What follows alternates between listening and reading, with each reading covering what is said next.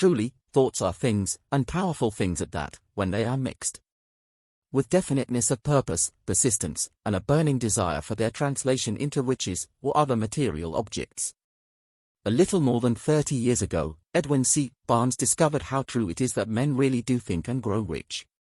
His discovery did not come about at one sitting. It came little by little, beginning with a burning desire to become a business associate of the great Edison. One of the chief characteristics of Barnes' desire was that it was definite. He wanted to work with Edison, not for him.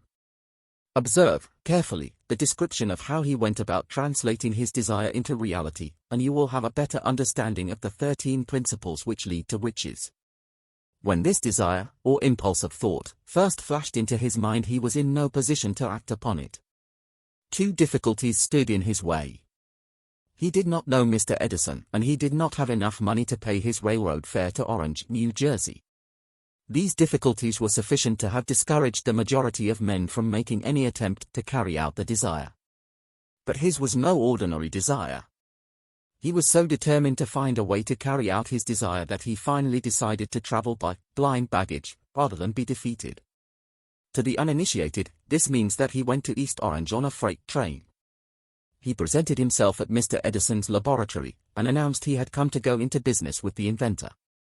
In speaking of the first meeting between Barnes and Edison, years later, Mr. Edison said, "He stood there before me looking like an ordinary tramp, but there was something in the expression of his face which conveyed the impression that he was determined to get what he had come after."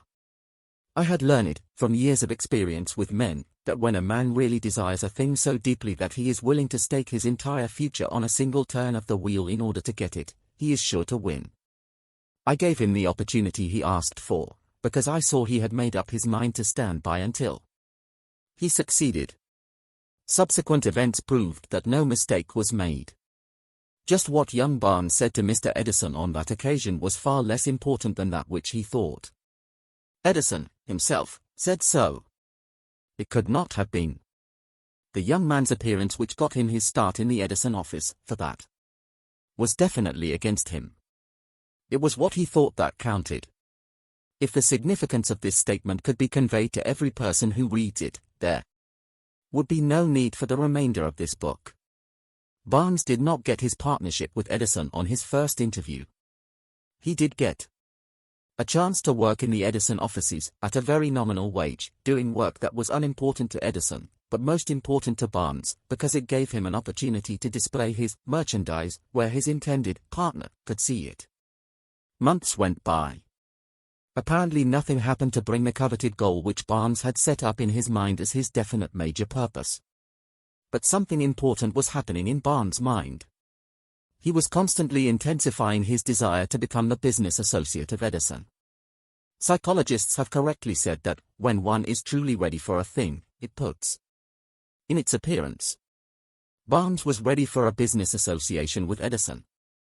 Moreover, he was determined to remain ready until he got that which he was seeking. He did not say to himself, "Ah well, what's the use? I guess I'll change my mind and try for a salesman's job." But he did say, "I came here to go into business with Edison, and I'll accomplish this end if it takes the remainder of my life." He meant it. What a different story men would have to tell if only they would adopt a definite purpose, and stand by that purpose until it had time to become an all-consuming obsession. Maybe young Barnes did not know it at the time, but his bulldog determination, his persistence in standing back of a single desire, was destined to mow down all opposition, and bring him the opportunity he was seeking. When the opportunity came, it appeared in a different form, and from a different direction than Barnes had expected. That is one of the tricks of opportunity. It has a sly habit of slipping in by the back door, and often it comes disguised in the form of misfortune or temporary defeat. Perhaps this is why so many fail to recognize opportunity. Mr. Edison had just perfected a new office device, known at that time as the Edison dictating machine, now the Ediphone. His salesmen were not enthusiastic over the machine. They did not believe it could be sold without Great effort. Barnes saw his opportunity. It had crawled in quietly, hidden in a queer-looking machine which interested no one but Barnes and the inventor. Barnes knew he could sell the Edison dictating machine. He suggested this to Edison, and promptly got his chance. He did sell the machine. In fact, he sold it so successfully that Edison gave him a contract to distribute and market it all over the nation. Out of that business association grew the slogan, "Made by Edison," and installed by Barnes. The business alliance has been in operation for more than 30 years.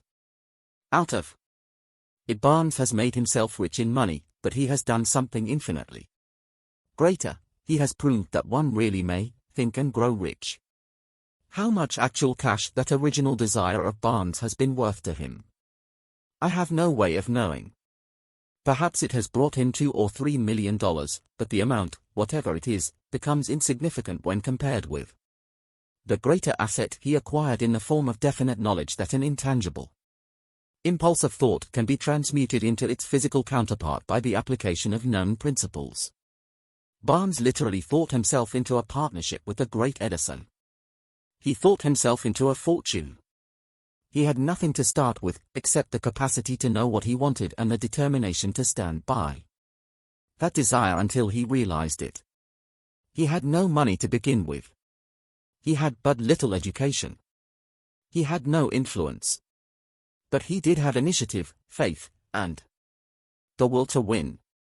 With these intangible forces he made himself #1 man. With the greatest inventor who ever lived.